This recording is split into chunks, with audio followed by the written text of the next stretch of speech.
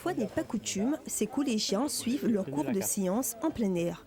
Ils sont munis de loupes, de multimètres, de cartes géographiques, mais le ciel est au cœur de toutes leurs préoccupations. Ils attendent avec impatience les deux scientifiques qui parcourent le monde en ULM. Puis Clémentine et Adrien arrivent enfin. Ils altérés, s'ils débarquent, les questions fusent de partout. Ils ont bien assimilé le principe qui est de poser un maximum de questions à ces scientifiques aventuriers du ciel. Alors, là-bas, l'autre avion est construit en métal. Celui-ci, il n'est pas construit en métal. J'ai appris que dans l'avion, là, qu'on mettait l'essence par en haut, dans l'aile en haut, et que dans le moteur, c'était du premier avion, le moteur, c'était un moteur de jet ski.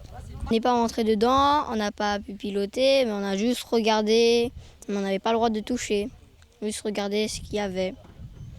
Et il avait allumé comme une petite télé pour regarder, pour voir le devant ou le derrière, s'il n'y a pas de risque. Les aviateurs Adrien et Clémentine filment et photographient depuis les airs la côte guyanaise pour un projet de l'Institut de recherche et de développement.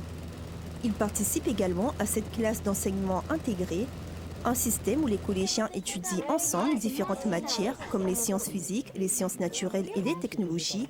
Cet équipage scientifique, c'était une opportunité à ne pas rater. Des différentes informations. Fabriqué spécialement. On vient en premier à la demande des élèves et des enseignants pour répondre à toutes leurs questions.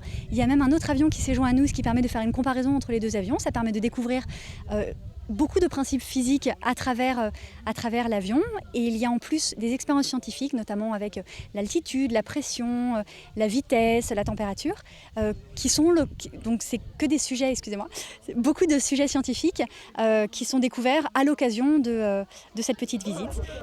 Et finalement, se mettre à la place du commandant, caresser le tableau de bord, est-ce que ça donne envie de devenir pilote? Ça me donne envie de piloter dans l'air. Ça donne envie, ça donne vraiment envie.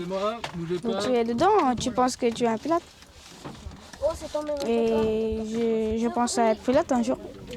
Après la Guyane vue du ciel, Clémentine, Adrien et leur expédition scientifique s'envoleront en direction le Pérou, en survolant le fleuve Amazone et les Andes.